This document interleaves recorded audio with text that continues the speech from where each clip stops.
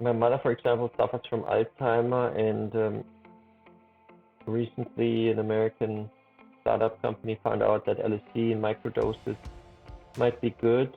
Actually, the first time she was using psilocybin, the magic mushroom compound, this was on Mother's Day 2 years ago. We were sitting on the balcony, and there was a newspaper on the table, and she hadn't looked at the newspaper as an object of interest to her for over a year.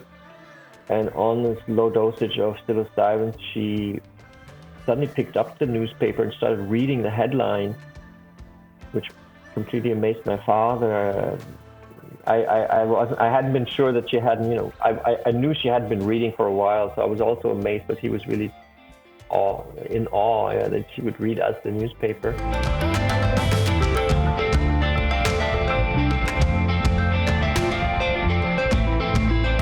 Hello everyone and welcome to another episode of the Lonely Podcast. So about a year ago, as I was on my way to the airport, I stumbled upon an interesting book titled Blitzed, Drugs in Nazi Germany. Drugs in Nazi Germany, I thought to myself, I've never heard of that. And I soon started reading the synopsis and later on the book itself. Once I started reading, I was completely blown away by the incredible stories provided. The book revealed how important drugs were in Nazi Germany and their use not only in the military, but also among the German public at the time. And maybe most interestingly, by Adolf Hitler himself, who, even though portrayed himself to be a quote-unquote clean person that always eat healthy and never drink any alcohol, was completely dependent on drugs until the very last moments of his life. At around the same time, in a country not too far away from the country of Germany, another drug was born, and that drug was LSD. And the interesting story behind LSD and what happened to it since its discovery is told by the incredible author Norman Ohler, who is my guest on the podcast today. So Norman Ohler is a German novelist, a screenwriter, and a New York Times bestselling author of the book Blitzed, Drugs in Nazi Germany that I just mentioned, and just released a brand new book called Tripped, Nazi Germany, the CIA, and the Dawn of the Psychedelic Age. In our conversation, we discussed what made Norman write about drugs in the Third Reich, the prevalence of drugs during that time period in Germany, the birth of LSD, how it was misused and experimented by the American CIA, the origins of the war on drugs, what are the medical remedies that LSD is used for, Norman's personal story about his mother who is suffering from Alzheimer's and is microdosing with LSD, the current state of research on psilocybin and LSD, and much, much more. So I really enjoyed speaking with Norman, and I truly think that his books are a must-read. And personally, I can tell you that as someone who never tried any type of drugs throughout my life, for the first time I have become extremely curious about the remedies of LSD and psilocybin, especially when it comes to microdosing. And that is thanks to the book Tripped. So, without any further ado, please welcome Norman Ohler.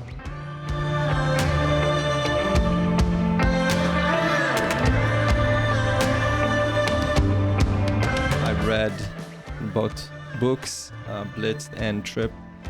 I stumbled upon Blitzed when I was in the airport and started reading it and was completely blown away by the story and the research there, and really thought it's an interesting topic and very important to explore. I have learned quite a lot about the Second World War, but never heard about what you're describing in the book. Never heard about this aspect of the war, which I think it's very interesting. And I want to first ask you, I know we're going to talk about Trip as well, but first, if I can ask you about that, kind of how did you start investigating this? Because once again, it's a topic that I believe before you published your book and several articles on the news, it wasn't a subject that was explored much. You're absolutely right. It was not explored at all, basically. But a friend of a friend had found medicines from the 40s in a Berlin apartment which contained methamphetamine. And then I Googled a little bit and I found out that this was actually quite a popular product in Nazi Germany. You're talking about Pervitin? Yeah. So I went first to the archives of the company who produced Pervitin to find out more how much they made and what the relevance, and there was actually quite a lot.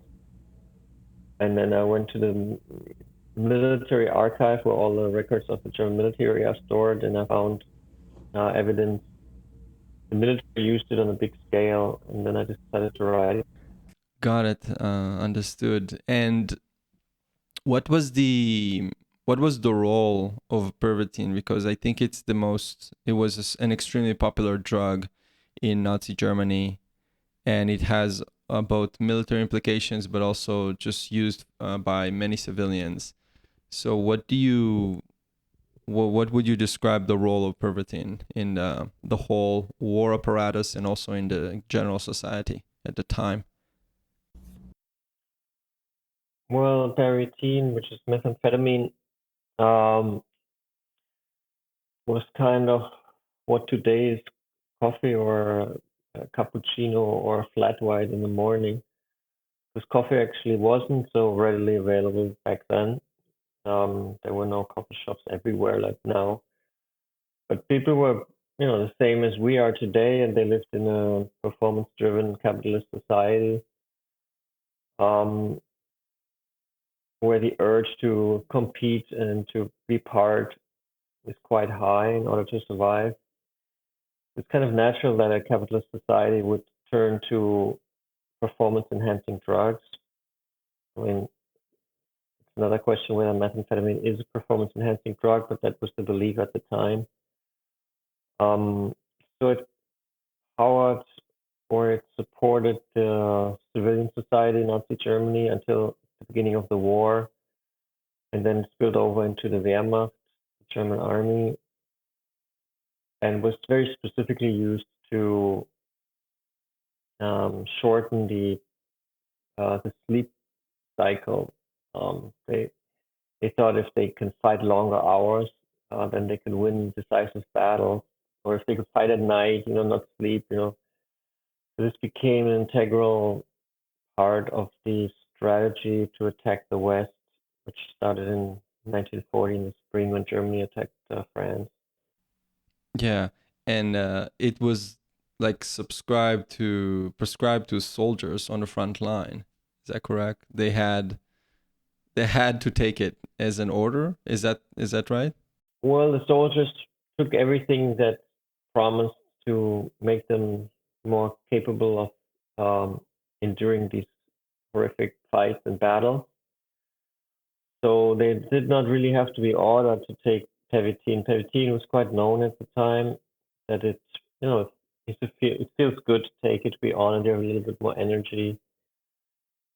Um, so a lot of soldiers knew it, but before the attack on France in May 1940, the professor at the army who was responsible for performance enhancement, Professor Ranke was his name, he convinced high command to make methamphetamine an official drug. Official in the sense that they ordered it, that the army ordered it from the Berlin-based pharmaceutical company Temmler, who produced it, and then it was, put into into the supply of the medical officers. So they had it then, and Ranke also wrote a so-called stimulant decree, which was issued to the medical officers, where he describes the effects of methamphetamine and how often such a Pervitin tablet should be taken and in what circumstances and what are the possible side effects. So they kind of created a patient information leaflet that was handed out. And from that moment on, it kind of just took on, its own, crazy cycle. Um, like they didn't have to be ordered. There was like this, I'm sure there was like pressure, group pressure, take this. We're having a strenuous attack coming up. We have to be like on our best. Everyone takes Pervitin. Why wouldn't you take it? Because there was no risk. There was no side effect known, or people were not worried. There was no anti-drug propaganda against methamphetamine as there's now. So people didn't think methamphetamine could be dangerous. It could be bad. So a lot of people, soldiers, took it. Probably also medical officers gave it to them, but there was no like official order that they should take it. But it was understood that it should be taken. Understood. And what are because there is a portion in the book where you talk about the negative side effect of taking it constantly for a very long period of time. So what was that? At the time when they started like distributing it, they didn't quite understand the negative effect. But are there negative effects for Pervitin? Well, like every drug that you take regularly, you develop tolerance. For most drugs you take regularly, you develop a tolerance, so you have to take more to get the same effect, which is a bad thing. Also, the physical dependency as well as the psychological or the mental dependency on the drug is quite strong because methamphetamine is a very strong drug. So if you used to take it, then you feel normal when you take it, and if you don't take it, then you feel kind of depressed or you have no energy, and that's not good for the soldier, so he has to take it again. So it is certainly something that I would not recommend to people to take methamphetamine. And it was outside of the military, it was also pretty prevalent in the German society. Is that correct? Like it was advertised as a drug that can help with just the day-to-day work. I think there was an advertisement for housewives that it can help them to do the work, the housework, and also lose weight and stuff like that. How I found it to be interesting. How prevalent was it like in the German society at the time, generally speaking? Well, fortunately, I wasn't there, so I didn't actually see it with my own eyes. I can only go from sources. And the sources, for example, say that the Temmler company hired the largest advertisement agency in Germany at the time. They had just done a very successful campaign with Coca-Cola, was trying to get into become big in the German market. So the advertising campaign was, quite intense. Every doctor in Germany got sent a couple of free Pervitin pills and like a postcard or like a card where they should, write about the effects. And maybe a lot of doctors also took it themselves, or then gave it to their patients. The company kind of pushed it into the market, like today, American pharmaceutical companies push opioids into the market to make profit, and it works. People like to take medicine, so it was first very popular among the German civilian population before the war, and then it just got utilized by the system during the war. Because before the war, it was more or less your private fun, your private decision to be on meth or not. But once the war started, it was actually utilized by the system for their evil, I would say evil, aggressive policies. Yeah. Yeah. Do you see any parallels? Because I thought when I read about this and I looked into that also what's happening in the United States today, it seems a bit similar to Pervitin and its prevalence to Adderall. Now Adderall is being used. I just read, looking into that before the interview, that they have in 41.5 million prescription in 2021, and there were multiple articles during the pandemic saying that there is a shortage of Adderall, and also Adderall is a drug that's that is being taken by people who are much younger, like not adult, some children and teenagers as well. Do you see a parallel between those two phenomena? Because when I read your book, I said, wow, this is actually super interesting that this drug is pretty similar to Adderall, and it's very prevalent in the United States today and was very prevalent in Nazi Germany at the time.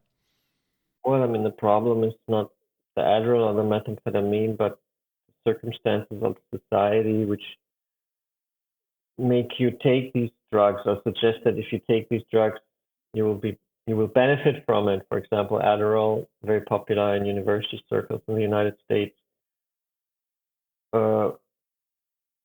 promises you better, results in tests, and our society, wants us to be, progressing all the time. And so if it was a very chilled, relaxed society where it's not really necessary to always improve and get better and be better than your competitor, then these drugs would probably disappear, because if you lead a more organic, natural, focused, slow life, you're not going to take stimulants because you're stimulated enough. There's no need for, but let's say a writer needs to hand in a new manuscript in the next 4 weeks. He might get scared that he can't do it, so he would take maybe Adderall or something. So I think Adderall it's the same group, Adderall and Pervitin. So what the Nazis pioneered in America was very eager to copy, consciously or unconsciously. So maybe it kind of traveled to the American continent. Or maybe it would have been developed there anyhow, also without methamphetamine. It's also possible, because America is also just like Nazi Germany. Germany was a fascist, capitalist society. America is not a fascist society, maybe yet, but it is like a very aggressive, competitive, late capitalist society. So there are obviously lots of parallels. Is there any, because you said multiple times that in a capitalist society where people compete, they would end up eventually taking those performance enhancing drugs. Is that just the natural progression of these societies, you think? Because you seem to be very passionate, like you mentioned a few times already in a conversation, you seem to be very passionate. So I'm curious to ask you if that's just a normal progression of societies that quote unquote are successful. Again, success is measured in different ways by different people, but generally speaking. I don't understand the question. I would ask any Pervitin today. Okay. So I guess my question is like, isn't that just, you say that in a capitalist society, when people need to compete with each other, they basically end up taking in performance enhancing drugs. So I'm asking, is that just the not natural progression of any society that is deemed successful or quote unquote successful? Well, at the moment, we don't see an alternative on the horizon. There was a big alternative, and that was obviously communism, but it got ruined by the stupidity of the Russian leaders of communism. So it looks kind of unlikely that we will all live in a communist paradise, and maybe it cannot work because people are just doesn't fit the human being. Maybe like we all want to be different from the other person, not the same, which is kind of sad.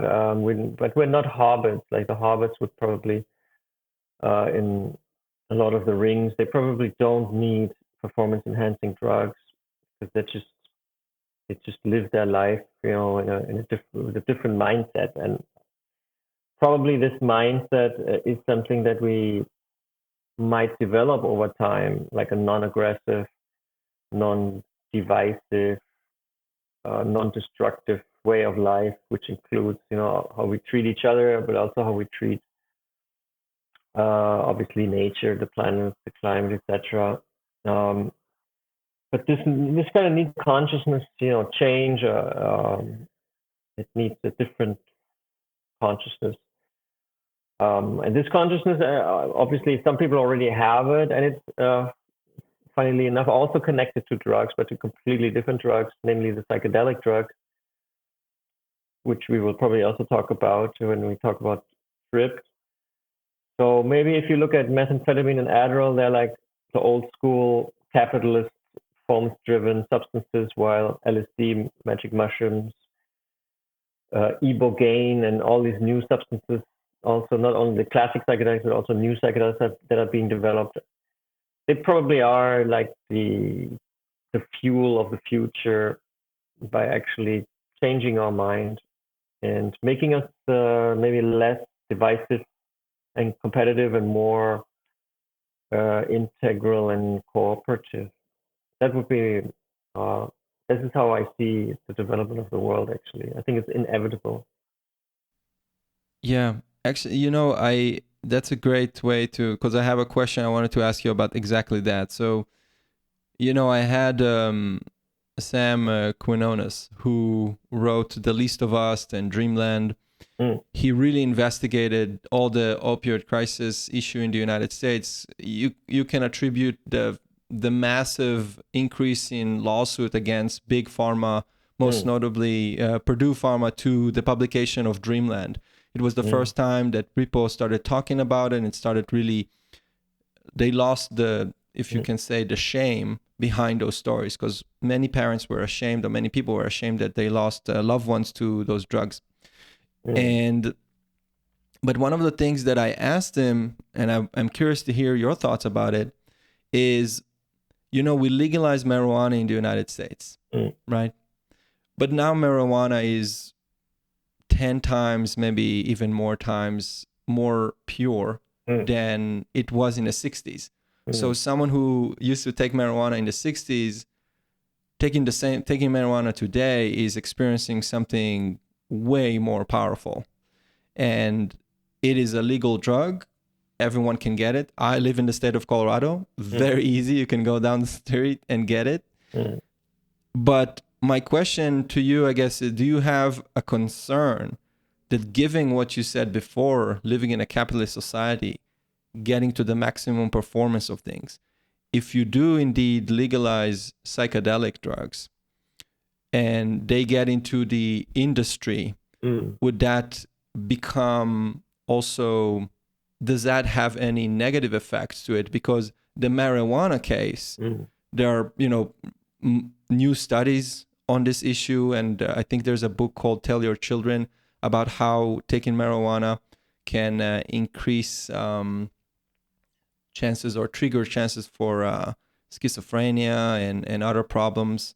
And people can get, pretty much dependent on it as well. So does that make sense? Well, I think what is interesting is that the drugs actually flourish best in a kind of hidden scenario. So in a way, for things like LSD and psilocybin, I mean, there's all these theories that people have taken these psychedelics for like as long as people exist. These mushrooms also have grown on this planet a long time ago when we became human beings, that the cognitive revolution of our species was actually induced by eating magic mushrooms. That's the theory. But still, as far as we know, these drugs have always been consumed in ritualistic circumstances. Like, these people sit around and take it and sing together and then go into trance together. That was always like the normal way to take them. So it's not like that you just get them everywhere and have them all the time. They are like, there's always been like a little barrier that you cross over in order that you get to these drugs. Also, for example, mushrooms, they don't taste good. Like if they would taste like candy, like everyone would eat them, but they taste kind of horrible. So people are reluctant, or ayahuasca, you maybe throw up after you drink it. But this also leads to a different relationship to these drugs. Like maybe you're a little bit more in awe, or you're a little bit more cautious, or you prepare yourself for the consumption, and you talk with other people about it. And I think actually that's how these drugs should be consumed. And if we talk about legalization, I think it's kind of a shortcut to just legalize drugs and not provide people with the ability to take them properly, teach them about it. So I think that has to go hand in hand. Like now we're legalizing marijuana in Germany, April 1st probably. The law's still not signed, but it should be April 1st.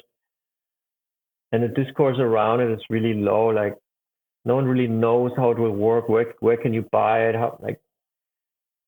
So this is a little bit of an inappropriate way for a society. And if we would now legalize LSD and psilocybin, you could just buy it in any shop. Of course, that would be a dangerous situation. But I think still we have to go the way of legalization. I'm totally pro legalization. But I think it needs also a discourse. It needs good journalism, good podcasts, good books, movies. We have to understand the topic better, especially if these substances are very potent, like marijuana, LSD, and psilocybin. And I do agree with you that marijuana is very potent and can, for me, it's a stronger drug than LSD. I mean, it depends on the dosage, but if I take like a low dosage of LSD, it's not as strong as if I smoke a joint. So like lawmakers, I think they have no idea actually what drugs are. They read some reports. It's dangerous for this or dangerous for that, but they have no understanding. So the state has so far handled drugs in a very irresponsible and actually quite horrible manner. With the war on drugs, which is a catastrophe, and now we have to be careful when we legalize these drugs that it will not be a follow-up catastrophe, but that it actually is introduced properly, and I have my doubts that it will be. Is there any good example of introducing these drugs? Any country that did it right? I don't know. I mean, I'm not such an expert on legalization right now. It's not really my topic. I like here it's legalized in Portugal, and then someone says, and since then they have more users. Some say it's less. And also, more users might be good. Like some drugs are really beneficial in certain dosages. Like microdosages of LSD, I think, is like a brain food, and everyone should take it. While smoking bad weed or super potent weed every day might like fry your brain. So I think in general, countries who legalize drugs are on the right path, and I also think the United States is on the right path, because the prohibition of these drugs was done by very conservative white male politicians, American politicians, based on racial/racist reasons, not scientific reasons. So this is crap. This must be eradicated. We must basically start anew with our handling of these substances. Yeah. So maybe it's good to take a step back and speak a little bit about that process, because in TRIP you talk about this process of basically the United States getting a hand on this research that was done in Switzerland, and and start and then leading up to the war on drugs, basically. This whole process. So maybe we can take a step back and talk a little bit about, because the similarities here, I think that LSD was also used by the Nazis, also wanted to research it and use it for military purposes, if I understood it correctly. So maybe can you touch a little bit, explain what is this drug exactly, And why did the Nazis were interested in it? What were the benefits from having a researching LSD? Well, first of all, LSD is the most potent substance that we know. It affects us in microgram dosages, while other drugs or poisons or potent substances have to be taken in milligram dosages, not in microgram. So it's like a freak drug, because it's so like you don't even see it. Like, it's put on a little piece of paper, for example, and you just take the paper in your mouth. You don't taste anything. It's kind of a miracle drug because it's like it's very mysterious why it's so powerful, and it was discovered in a lab in Switzerland in 1938 for the first time.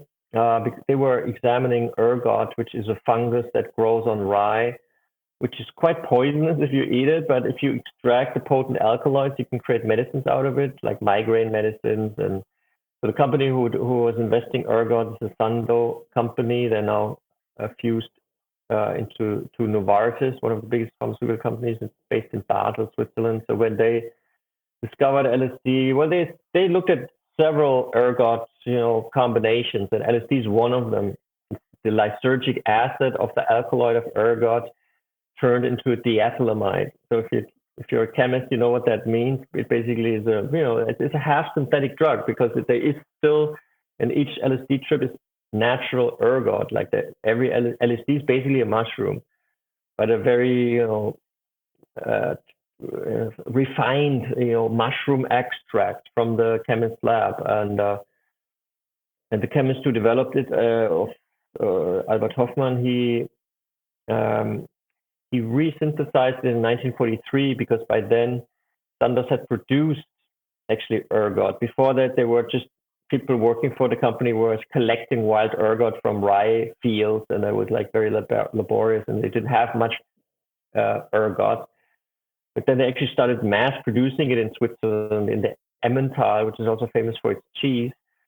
The cheese with the holes in it, that's the Emmental. So they also now cheese, yeah. they also now grew this fungus called ergot, and they had then harvested a lot, and so Sandoz needed product, so he synthesized a lot of compounds again, like looked at a lot of things, and he synthesized LSD again, and some of the LSD must have gotten into his bloodstream, maybe through handling it with the fingers or inhaling the fumes.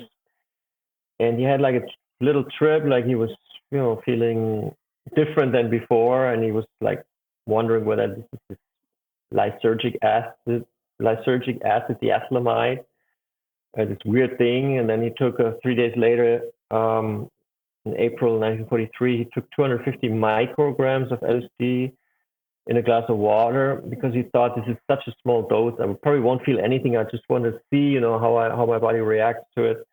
And then he had a very strong trip, the first LSD trip in history. And then Sandoz was not really sure what to do with this. They knew that they had something very special on their hands because it was so potent, and it was acting on the mind, not on the body. Like before, they were always looking for medicines that act on the body, but this was a medicine for the mind.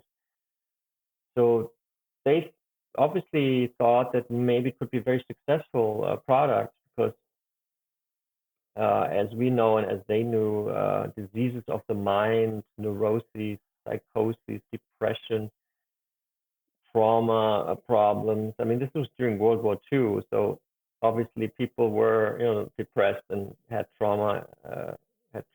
So they thought maybe it's going to be a great new type of medicine. But then the CEO made a decisive mistake because he communicated these findings with his buddy, Richard Kuhn, who was the leading Nazi biochemist living in Heidelberg, Germany. They had been friends during the 1920s, and they knew each other for a long time.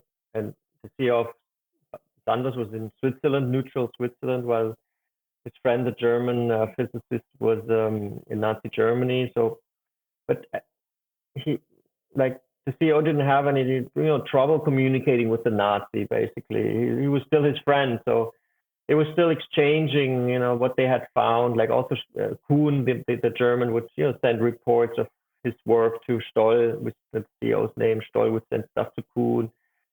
And then Kuhn was also informed that Stoll had, Sandoz had discovered this new compound that's so powerful.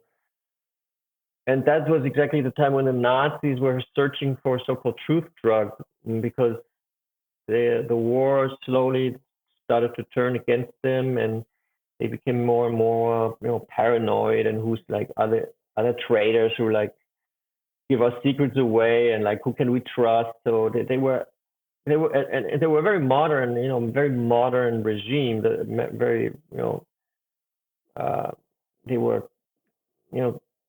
trying to utilize science as best as they could, to advance their goals. So they were also interested in drugs. How could you manipulate a person, giving him or her drugs? So they made a test series in the concentration camp of Dachau with psychedelic substances, and they name mescaline. So it's for sure that they used mescaline, but there's also a letter that I found in the archive of Novartis, where Kuhn is thanking Stoll for sending him 0.5 gram of lysergic acid, which is the precursor to make LSD. So Kuhn had this stuff, and he was connected to the search for truth drug. It kind of looks like that the Nazis were not only using mescaline in Dachau, but also LSD. And this fact, or this rumor, or this probability was then, when the war was over, when the Americans were occupying Nazi Germany, or the west part of Germany, they were also occupying Heidelberg, where Kuhn, the former Nazi biochemist, was still living and working. So they interviewed him, because the Americans had like some units had a unit going with them called Alsos, and Alsos was responsible for finding German scientists and basically taking their knowledge, interviewing them, threatening them: if you don't tell us, all your work, we're going to put you on trial in Nuremberg, because we're sure you help the system, fascist system. But if you help us, you get benefits. So a lot of German scientists who had been Nazis like just a few weeks before now were cooperating with America. And Kuhn, talked about LSD, and the American military got very interested in it. And there was a general that immediately flew then from the United States to Heidelberg, like a specialist in the biochemical warfare.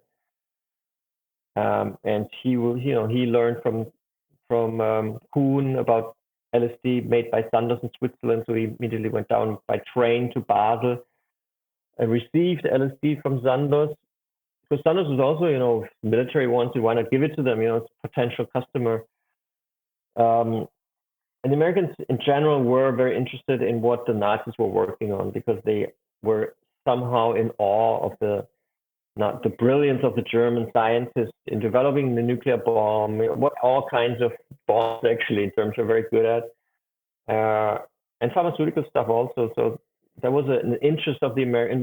When they heard that the Nazis might have thought that LSD is a perfect truth drug and a weapon, for the mind, not a cure, but a weapon, they thought we should examine this. And this is how LSD made its way into the American deep state, or into the CIA. I mean, then there was a big program set up at the CIA called MK Ultra, which is kind of notoriously famous, which did like a lot of experiments on American citizens, unwitting American citizens.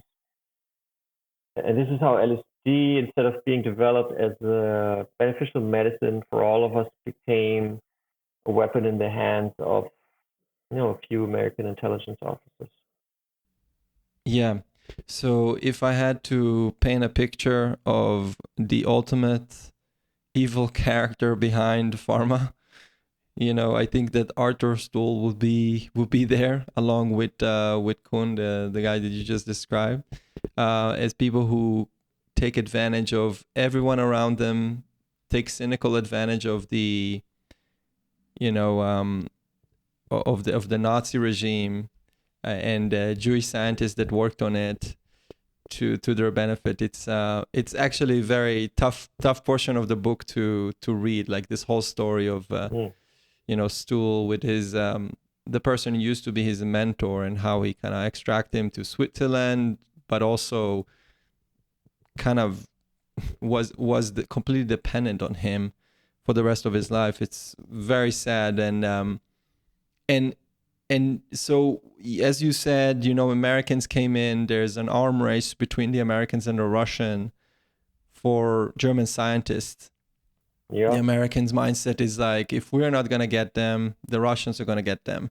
Yeah. Therefore, we have to act quickly. Can you maybe kind of touch on, there was a thought about creating an international narcotic body that was, pitched by the Americans to other nations. And can you talk about a little bit what was the process behind it? What was the thought behind this body, and why was it introduced? There was a man in America called Harry J. Anslinger, who was the director of the Federal Bureau of Narcotics. And he had miserably failed during Prohibition times to curb the Americans' enthusiasm for alcohol. So he was, once alcohol was legalized again, he was looking for like a new enemy, and that was first cannabis, but then it was basically all drugs. So he created, and he looked very closely at what happened in Germany, where also prohibition regime, the Nazi regime, was in power at the time. He created the prohibition in America, and his dream was that the draconian American anti-drug laws become global anti-drug laws, and he was the U.S. ambassador or U.S. representative at the United Nations in the drugs commission. And the United States was the most powerful country, or very powerful before the war, and obviously most powerful after the war. So that the influence of the American government on the UN is very strong. And he was very clever because he basically he said, what can you have against the prohibition of drugs? I mean, you want your youth to be corrupted. We have to take care. These are dangerous substances. So every country, just about every country kind of signed into this narrative. And also countries who would not join anti-drug, United Nations anti-drug regulations have problems, in other fields, so they get pressure, then they get sanctions, whatever. So Anslinger was actually very successful in making his anti-drug fight turning this into a global phenomenon. Got it. So you touched a little bit about Operation MK Ultra and Midnight Climax. There are a lot of theories and also some conspiracy theories behind some of those operations. They were 100% real, but I believe there are some theories about, for example, someone like Charlie Manson and the Manson family and their involvement in this experimentation. And there's a book called Chaos that go super deep into this issue to kind of shed a light on this mystery of who is Charlie Manson and how he was somehow connected to the CIA. Can you maybe touch about it? What was the goal behind those operations, MK Ultra and Midnight Climax? Well, Midnight Climax is part of MK Ultra, and MK Ultra was the attempt to thoroughly investigate how LSD and some other substances, but mostly LSD, could be utilized in the Cold War to, for example, uncover secret agents. It's a very simple idea. You give a prisoner, you don't know if he's a spy or not, you give him LSD without his knowing, like put a drop of LSD in his coffee. And then after half an hour, you'll be able to control his mind because he's under such a strong influence of LSD that he gets, controllable and you can manipulate him, which never really worked because LSD, in a way, ironically, has the opposite effect. You actually become more aware of yourself. So you actually it actually makes people smarter in the interrogation. They could, if you don't tell them, and if it's a terrifying surrounding, you might have a really bad trip, or you might get afraid, and it can be used to intimidate people because it's so powerful. And if you don't know where this change comes from, it suddenly your vision, your perceptions change. You might get frightened.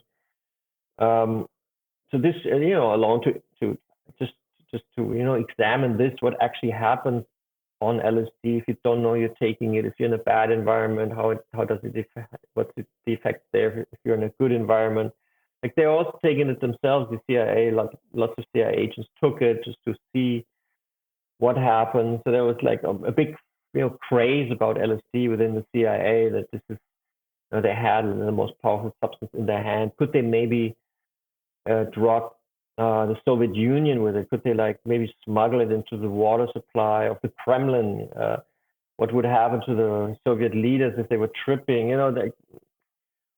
They just, what happens if you take LSD all the time for half a year? Does your mind change? Do you become crazy, or do you become a genius? Like, they were interested in basically every aspect. So they hired, I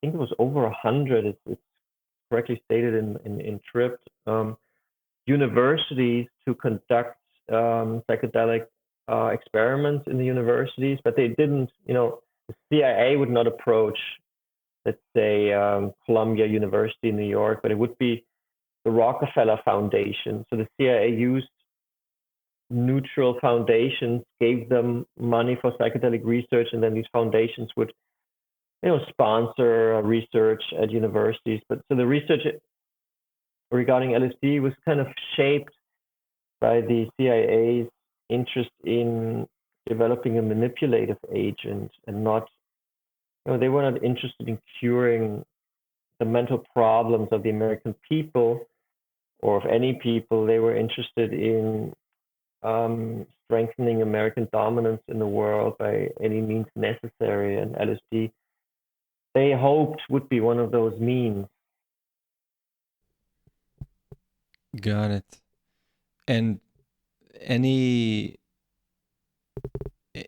findings that were meaningful during those operations?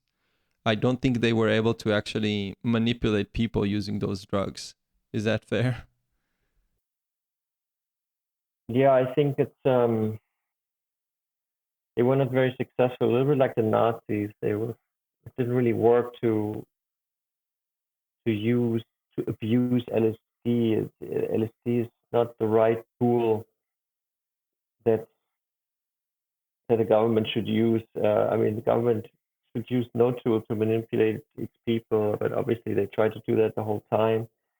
But LSD just doesn't work for the government, and because it became so, was spread through the CIA. Then also, people like Tankisi, the writer, who then drove around in his bus and distributed LSD to everybody in America who wanted it or didn't want it. He was also one of the test subjects, and he realized the potential of LSD, and then more and more people realized the potential. That's why John Lennon at one point said, "We have to thank the CIA that gave us LSD," because LSD is actually, it might have disappeared. It might never have become so famous if the CIA wouldn't have had used it and given it to researchers. And so, in a way, the attempts by the CIA to instrumentalize LSD for their own goods miserably failed, and the result was that the American public, especially in the 60s, discovered LSD as a consciousness drug, which was then not really appreciated by the American government. That's why Nixon then made LSD illegal, because many people who took LSD were also against the Vietnam War. And I don't think it's true what Timothy Leary claims, you just have to drop LSD and you become a peacenik. I think I had a discussion with a young philosopher recently from Greece, and he was claiming that LSD also kind of it enhances what's already inside of you. So if you, let's say, a right populist person would take LSD, he would or she would, also be might be more convinced that, the way he or she's going is the right one. And same could be for like a leftist peace person. So it's not like you take LSD and you become a left winger or a peace protester. But that's kind of what Nixon was thinking, because at the time there was so much protest against the Vietnam war policy of the American government that they connected it with LSD. They thought these hippies, they all take LSD. LSD must, that puts bad ideas, peaceful ideas in their heads. So we have to illegalize it. So totally ridiculous reason to illegalize a potentially very beneficial substance. That's so interesting because, I know that Hitler didn't take LSD, but he took a lot of amphetamines. And also in Blitz, you describe how like he became completely out of control towards the end of the war, that his generals were completely like there was no one to talk with. He was completely out of control, out of mind. So I guess it kind of goes with what you just were saying, that it kind of increases. I know it's a very different drug, but it increases the person that you are, makes it more potent, if I can say it that way. And so in parallel to that, to all of this, the LSD research in university covered by the CIA, etc. There's the magic mushroom that comes to light, and discovered in Mexico. And I think it's Gordon Wasson who write an article in Life magazine, and that gets under the radar of some people, especially Leary, that Timothy Leary, that starts like a Harvard professor that really wants to research this issue. So can you speak a little bit about what happened to Leary's research, and since he got a hold on this issue? I mean, Leary was like a pretty straight, normal Harvard professor, and like he was, he had a crew cut and always a buttoned up, jacket, and he was a very normal guy. And then he was on vacation in Mexico, and a friend said, "You should try these mushrooms. I got them from an old woman. She said they're magic mushrooms." I mean, magic mushrooms had been discovered by Gordon Watson before, but it wasn't so, not everyone was talking about it. I mean, there was an article in Life, but it didn't mean that everyone was having these mushrooms, because we also had to go to Mexico. But Leary was in Mexico, like lying next to the pool. So he took some of these mushrooms rather reluctantly and drank a rum with it. And then he had like the most amazing trip of his life, and understood, how the universe was created, and that we're all spiritual, and, all that stuff that you might experience when you're on psychedelics. And for him, that was like an eye opener, like his worldview changed. And this actually happens to quite a few consumers. So it can have this transformative effect, especially when you use it for the first couple of times, because you experience a lot of new things and you have a lot of new thoughts and understandings. So Leary then thought, this is great. This is our, this is the future of mankind. We're really going to examine our mind and, cure phobia and fear and aggression, because we just have to understand where it comes from, and we can overcome this. So he was continued to work as a, psychology professor at Harvard, and then, using psilocybin and later LSD in his courses, giving it to students, making, also interesting experiments. Like they made an experiment in a church where they gave like some church goers, I think it was psilocybin or LSD, one of the two, and then they rated their religious experiences, and those on psychedelics had a much closer connection to God than those who didn't, the sober people. So he was, he was doing work, like interesting work. So Leary is certainly one of the promoters of of psychedelics and had a lot to do with them becoming so popular. Yeah, but at one point during his research, he just after the ban that put a halt on the entire enterprise. Is that fair? Yeah, I mean, he ordered a lot of LSD and psilocybin from Sandoz, and they didn't deliver it to him because the American government then had created a regulation that you cannot use this drug um, in an unlimited way. Like you had to have like a permission from the FDA, and Leary couldn't produce that, so he he couldn't get the supply anymore. So, but obviously, then at one point, black market LSD started to appear because it's not that hard to make. I mean, it's not easy for a chemist to make LSD, but you can make it if you're a good chemist. So also in America, you know, people can make it. So then in Harvard, there was suddenly black market LSD floating around the town square, and so it was pinned on Leary that he's responsible, and now students are taking illegal drugs that no one really knows what they do with their mind, and so our Harvard actually fired him, which is something that Harvard hadn't done in 100 years. Fire one of its professors. So they became scared of the psychedelics instead of praising Leary and making sure that everything goes the way he wants to. I mean, maybe I don't know. I mean, I also wasn't there. I never met Leary, so maybe he was very obnoxious and no one wanted to deal with him. I don't know. I mean, he ran into problems. Let's put it that way. Not everyone was on his side, because not everyone was taking as much LSD as he did. Yeah. Yeah. Do you know what's the current state of research on psychedelic drugs? Because I know there's a lot. Like now, I believe it started in the early 2000s that the FDA, that people resumed research on this in this on this field, and now it's obviously really picking up. I know that everybody's talking about it all the time.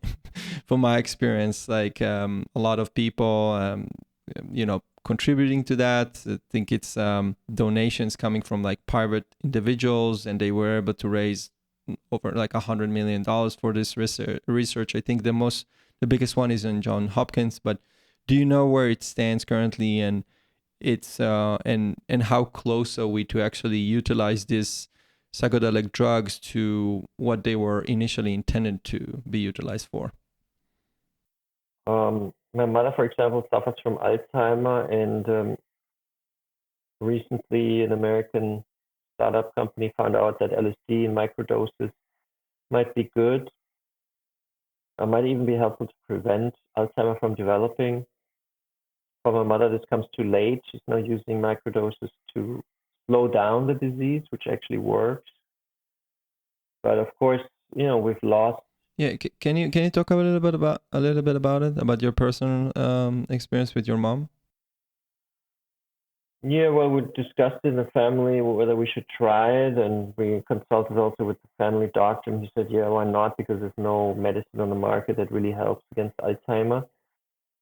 And I also discussed it with an Alzheimer specialist, one of the leading Alzheimer researchers, who then read this white paper that the startup company had done, and he thought it's quite interesting.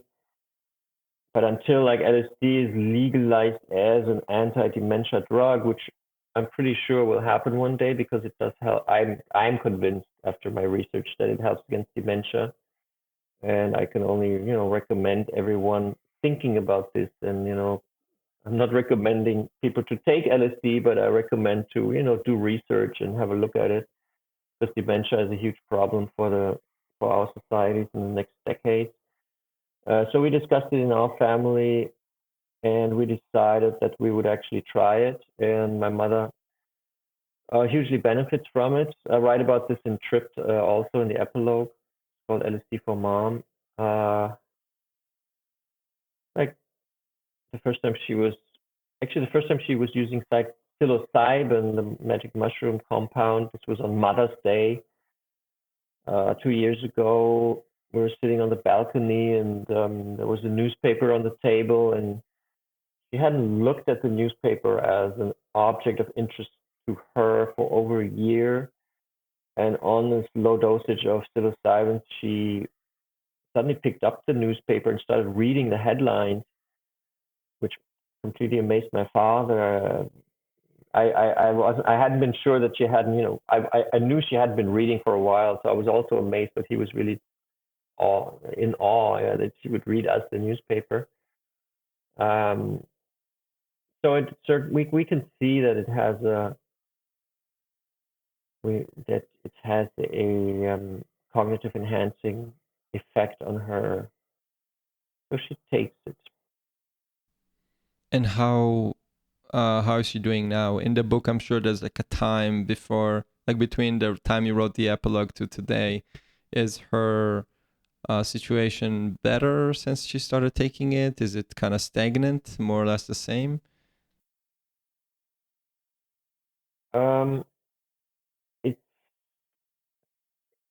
It it develops relatively slow. So, but we just don't know if that's because of the LSD. We just can see that while she's on a drop of microdosed LSD, her symptoms are better. She's more lively, more active, can talk better. Her mood is enhanced. So, and she doesn't have any, side effects, or at least not that we can tell. And so there's no hangover or anything like that. So she makes the same good experiences on microdosing than many other people. Got it.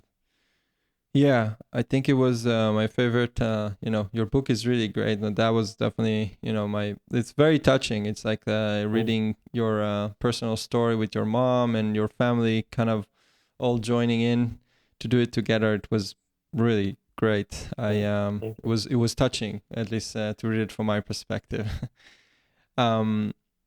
Yeah, I other than that, do you have a sense of where we at in this research? And except for, you mentioned like a startup company that is working on LSD to help prevent dementia or Alzheimer's, do you know where we, outside of that, how does it look like in terms of people working on it right now in the United States and elsewhere?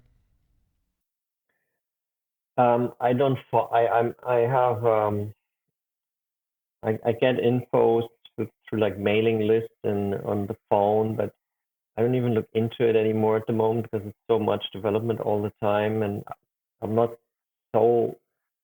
I don't have the time to really, like, it's not my job right now to really research Right. it. But anyone who's interested in it can easily find tons of information on new developments. Like every day, there's newsletters, psychedelic research newsletters. So I think there's a lot happening, but at the same time, there's also not a lot happening because in America, MDMA is still illegal. Everyone's waiting for FDA approval. So the governments are still not really promoting psychedelic drugs. I think if governments would change their mind on this, obviously we would have much better research against to find cures for so-called incurable diseases. Maybe we should put LSD in the Congress tap water or something like that. I think that would be a good idea. Yeah, I think that's a good idea.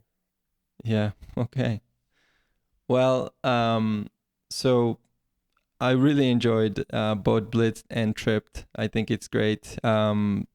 It's really interesting that you kind of picked on these two topics that are personally I wasn't really aware of. Really, I didn't really know much about the use of drugs in Nazi Germany, and didn't know much about the LSD development and how it started. I only knew Emmental from the cheese. so I didn't really know much about that. And I really liked it. I think it's great, and it really provides a really amazing, great overview of all this development. And hopefully we can utilize these drugs to actually gain benefit from them. And I think that your personal story with your mom is really, for me, it made me really reflect. If I can, I'm a pretty similar to what I guess I guess Timothy Leary, in the sense that never did drugs, never, always was a bit concerned, from the effect of these drugs. And that is the first time that after finishing your book, I'm saying, okay, I have to try at least like microdosing or something like that, at least just so I can at least like feel something. So I wanted to thank you personally for that, because it was very inspirational. I'm happy I helped turning you on to LSD. I think it's good for your brain too. Exactly. I think it's kind of sad that everyone's so scared of it. The propaganda against it is really effective. It's like it's also with alcohol, right? You don't know exactly how you're gonna react. People react differently to this drug. Like I heard I forgot his name, Faye. Anyway, a British comedian, British actor, Richard Faye or something, I don't remember. Explain that we all have this experience of sitting in a bar with a friend and having a few drinks and seeing how your friend is reacting to this drink and how you are reacting to this drink, which more often than not is pretty different. And so that's, I guess, why it's like kind of the reason for me. Like, I don't know how my brain is going to react to that. I don't want this to trigger anything that, might be bad and have, irreversible damage on myself, because still you only have one brain. So I guess that is the concern there. But thanks to the research that you have provided in your book, and also like it's so nice to read it. It's like very easy to read. I read like very quickly. So thanks to that, you have made me change my mind on that issue, and much more curious to learn more about it and try it myself. Okay. Yeah. Well, thank you for having me talk to you. It's a pleasure. Yeah, same here. I really appreciate you taking the time, and I wish you best of luck with this book. I'm gonna do my best to put it out there after it's officially published, so that people can read it and get all this information. Because again, I think it's important, honestly. Okay.